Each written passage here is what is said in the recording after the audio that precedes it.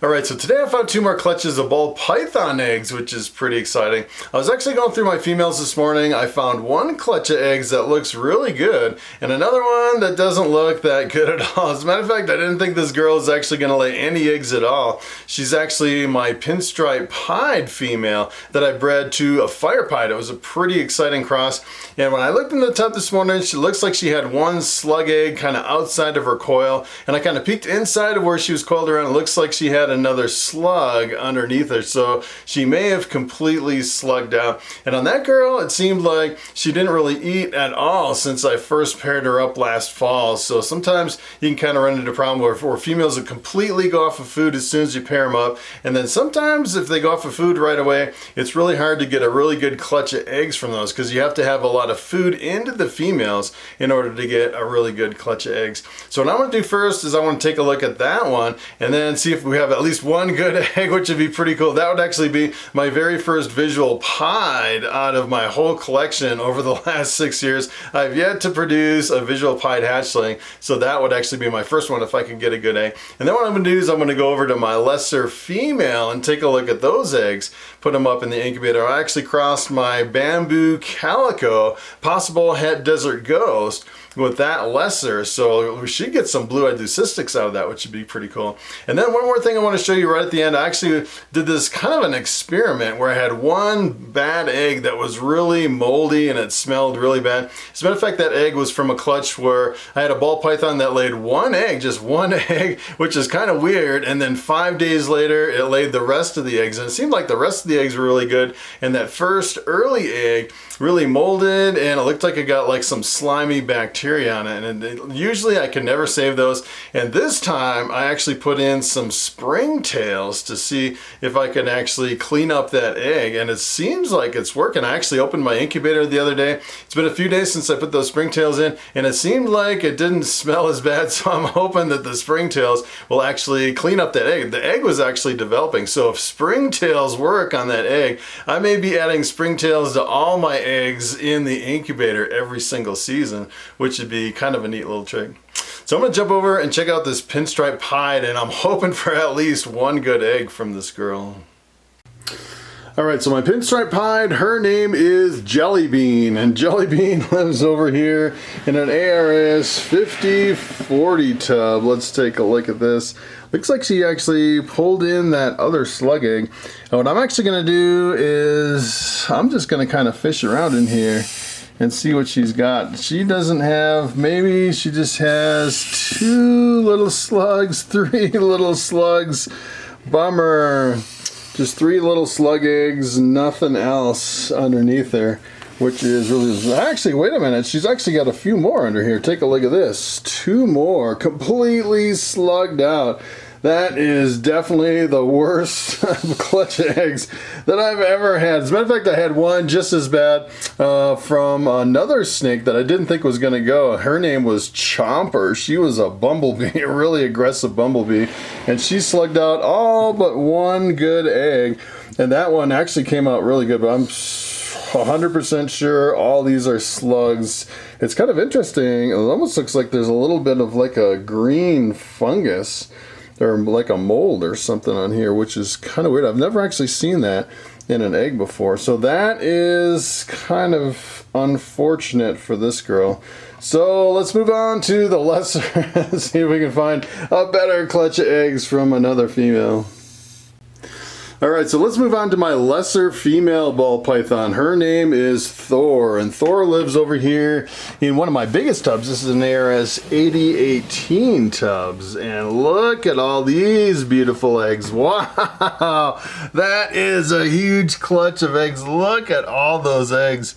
That is what a clutch of eggs is supposed to look like. That's more than she's ever laid, I'm sure. That is pretty impressive right there. So what I'm gonna do is I'm actually gonna pull this tub out. You can tell she's like getting a little hissy there. She's like, get away from my eggs. But that's pretty amazing how many eggs I have on that one. So what I'm gonna do is I'm gonna take this girl, pull the whole tub out, bring it over to the table, and we'll see if we can get this girl off these eggs and up in the incubator. All right, so take a look at this girl. This is a beautiful sight right there. She has a whole bunch of eggs, and let's see if I can get her off of these eggs. She gets a little, sometimes they get a little bit hissy. I've yet to be bit by a female that's on eggs. I don't know if they would actually bite you, but they sure hiss a lot. Look at all those eggs. That is amazing. And you always want to check the belly of the snake to make sure she's laid all the eggs, and it looks like she's laid every single egg as far as what I can see. No extra bumps down here. If they get egg bound, sometimes it can be kind of problematic getting those retained eggs out, but it looks like she's laid all the eggs. That is a beautiful, beautiful lesser girl. So I'm gonna move her over here in my boa tub, just as a temporary tub, while we take a look at these eggs. So let's see what we have here. Wow. 1, 2, 3, 4, 5, 6, 7, 8, 9, 10, 11, 12 eggs. So, as a matter of fact, I only cleaned one egg box. The maximum I can put in one egg box is 11 eggs. So that means I'm going to have to prepare another egg box to actually get these guys in the incubator. So what I'm going to try to do is just kind of release them from the bottom. I had some that were really stuck to the bottom, really super stuck. And these, it looks like they're not really that stuck to the bottom. Usually they don't stick that much to the bottom of the tub. I was wondering if you could put some kind of like a lubricant or something on the bottom of the tub to keep them from sticking real bad. But these look like they're coming up fairly easy. You definitely don't want to rip an egg, that's for sure. All right, we got one stubborn egg right here that seems to want to have a death grip on the bottom of the tub. So I've actually seen some people do paper. They put paper on the bottom of the tubs to keep them from sticking, which I may actually try at some point. So take a look at all these. So what I'm actually going to do, I'm going to pull up a chair here again so I can try to get all these eggs from being stuck together. I like to separate all the eggs and then candle them to make sure they're all viable. And then if I have a bad egg, I really like to keep them separate and to make sure that if I have a bad egg, I can, you know, move it to a separate box and try something else. As a matter of fact, if I have bad eggs now, I'm definitely going to go for springtails first. Those springtails seem to do really well as far as just some of the initial results that I'm getting from those springtails. So take a look at how stuck these are together. See if I can get a close-up of how you kind of pull them apart, and it almost looks like you're almost tearing the eggs apart, which can kind of freak you out at first if you're trying to pull eggs apart. It's kind of wild how they get stuck and almost tear the surface of the egg as you're pulling them apart. And I kind of like to go back and forth to make sure I don't get any kind of a hole. You definitely don't want a hole in your eggs. So yeah, I'm thinking maybe if springtails actually works, I might actually go to the pet store, buy a bunch of springtails, and put them in all my egg boxes, which is pretty amazing if it'll actually work. So it'll be interesting to see that one. I'll actually pull that one out after we get these up in the incubator, and we'll take a look at that. I actually put springtails in 2 of my boxes of eggs that I'm incubating. Those were the ones from the really big female, where one was laid early and then the rest were laid 5 days later. But the ones where she laid all the whole clutch 5 days later, it looked like on some of those they were a little bit discolored where they could have potentially started going bad. So I added the springtails right when I first put them in the incubator. So it'll be kind of interesting on those. And let me tell you, this can kind of make you a little bit nervous. As a matter of fact, I've actually seen some people where they'll put, you know, the whole clump right in the incubator. As a matter of fact, on one of my clutches this year, I put the whole, most of the ones that were stuck together in the incubator. Like, for example, you can actually put them just like this in there, which I don't know. I don't know. The problem is, you know, I've actually seen people do that, and especially like a whole big clump, and they'll have the one right in the middle that gets really moldy and bad, and it starts smelling really bad, and potentially you can make all the other eggs that are around it go bad. But if you get to a point where sometimes they get really super stuck together, sometimes I think you may be better off just to keep them all stuck together. And these, boy, these look like they're pretty stuck together. Sometimes you just have to kind of keep working on them, kind of back and forth. That's always the dilemma. Do you keep them together or do you separate them in case one goes bad? You can separate it and kind of work on it, which is, I kind of go back and forth between the two. It really depends on how stuck they are together, and it seems like most of them you can get apart most of the time if you just kind of slowly work at them and move them back and forth. So these look like, I think I'll be able to get these apart, no problem at all. It almost seems like, almost like spider webbing or something in between the eggs, which is really kind of weird. I remember when I first started breeding ball pythons, I did not expect, I had no idea that eggs would get stuck together like this, and that the longer they sit, the more they get like permanently stuck together. Yeah, as a matter of fact, if you get them right when the snake lays them, they're really super easy to take apart, and they're almost transparent. And the longer they sit, the thicker the shells get, almost like a leather that tans up over time. So what I'm going to do is I'm actually going to candle those. You definitely want to candle all your eggs, and I just use a little pen light. And I had one clutch one year where I didn't have any veins or any embryos in any of the eggs, and none of those eggs were good. So you definitely want to check them to make sure that you have embryos in there. So the embryo is this little round, it kind of jiggles when you move it back and forth. And they say your hatch rate is increased when you put the embryo facing up in the incubator. And I had one in one of my last clutches that I thought for sure was a twin because it looked like it had two embryos. I actually put a little T on that one. It'll be interesting to see if that one actually turns into twins, which is, I've never had twins before, but apparently it happens quite a bit. I've seen quite a few people hatching out twins from one egg, two hatchlings from one egg. I've never seen triplets though, which would be kind of interesting if anyone has ever produced triplets. And I've actually also seen where I heard one person, as a matter of fact, I was talking about that one clutch where I had no embryos or veins in any of the eggs. And some people would say that they have all good looking eggs like this, that every now and then they'll have one egg with no embryo and no veins, and it won't develop, which I thought was kind of interesting, that every now and then you'll actually just find one egg that won't develop, which is pretty wild. I was actually talking to a big breeder that bred, thousands and thousands of snakes every year, and they said that they've only ever had a whole clutch of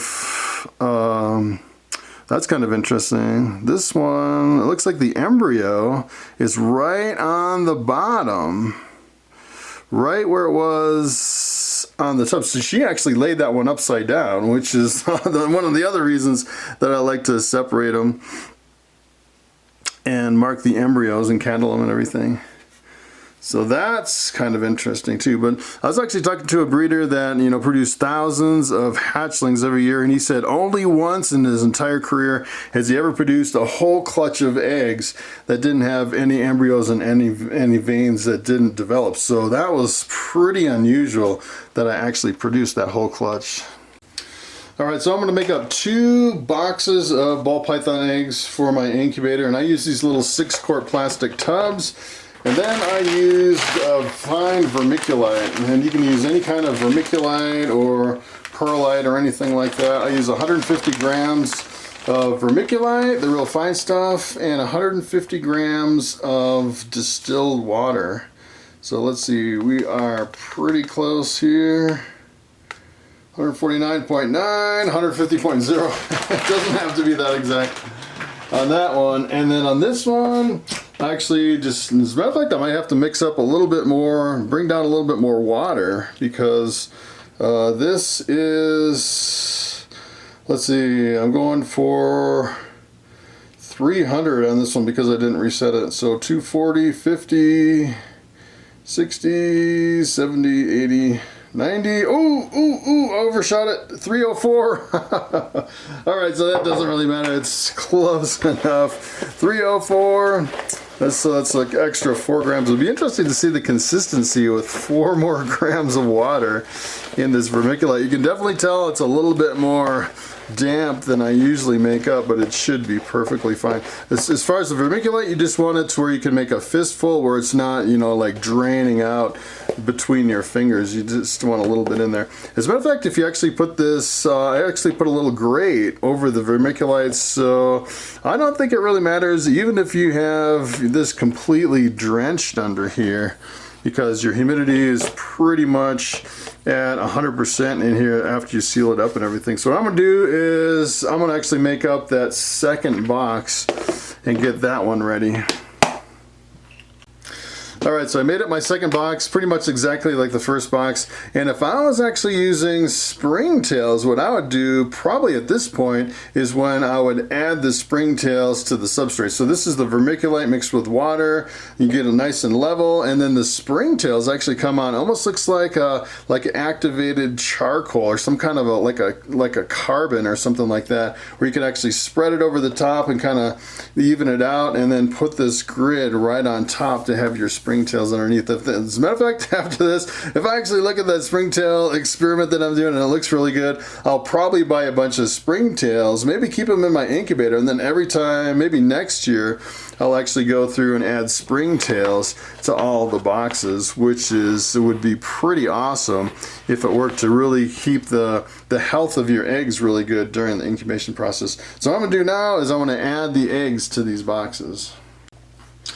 Alright, so I'm putting 6 eggs per box in here. What I like to do is you want the embryos facing up, and then I like to kind of wedge them in, kind of like that, so it really gives them like a good secure footing in there. So if the box moves around, you're not going to lose any of the eggs by rolling around and changing positions. And you definitely want to keep the eggs away from the sides, because a lot of the condensation kind of rolls down the sides, and you want to keep that away from the eggs. You want to keep them as dry as possible in here. And you pretty much have like 100% humidity in these egg boxes. So the next thing you do is you cover them with press and seal. Glad press and seal. Hopefully I have enough. So this is actually 12 eggs, and right now I have 47 eggs in the incubator. So altogether this will be 59 eggs that I have in the incubator, which includes that one that's kind of on the edge that I had with the springtails. Hopefully that one does okay. And then I have a couple other ones that are kind of questionable from that same clutch. Essentially what I do is I don't put any holes or anything in the egg box, which is pretty amazing. And then I just add the press and seal right to the top of these egg boxes, and then just put the cover right on top. And I'll do the same thing to that one. Alright, so I printed 2 labels per egg box that I'll have in the incubator since it's the same clutch. This is actually the first label, the date it was laid, and then the date it will hatch. So it's 60 days on average to when they hatch up. It seems like up here in the mountains they hatch a little bit sooner. Usually like 57, 58 days they start kind of popping out of the egg a little bit, and that's when I go in and cut them open and see what the results are. And this is a cross between the bamboo calico. This is possible het desert ghost. As a matter of fact, this one is 50% het desert ghost. I still haven't proved it out, so this is where it gets a little bit diluted. So from here, you know, everything is going to be possible het desert ghost until I actually prove this one out, which I may actually do next year. And this is actually crossed with the lesser, so I could get bamboos, I'll get calicos, I'll get lessers, I will get bamboo calicos, I'll get lesser calicos, and then I'll get bamboo lessers, which is a blue-eyed leucistic, an all-white snake with blue eyes. And then of course, if you have calico in the blue-eyed leucistic, you could potentially have the calico in there and you wouldn't see it at all. It'd just be kind of invisible in the background until you bred it to something else, and then you could possibly have calico. So the blue-eyed leucistics would be possible calico, because I don't believe there's any way you can actually see the calico in the all-white blue-eyed leucistic. And of course, everything's going to be possible het desert ghosts.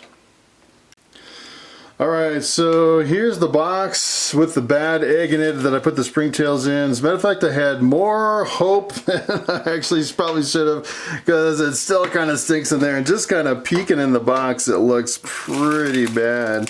So if this actually hatches, it'll be a miracle. So the springtails are basically in this little bit of carbon right here that I put in there. I'm not sure how well those springtails are actually doing. As a matter of fact, they don't really look that good. As a matter of fact, I think I see some dead springtails. I don't know if they're supposed to dry out, like completely dry out like that. Probably what I should have done is I probably should have put the whole container of springtails in there and kept water in with the springtails, and then the springtails could have probably hopped out over onto this egg. It seemed like it worked a little bit at the beginning, but that egg is looking pretty green and brown and furry. Not really what I was hoping for. I think every single springtail in here did not make it, which is probably not the way I should have set this box up.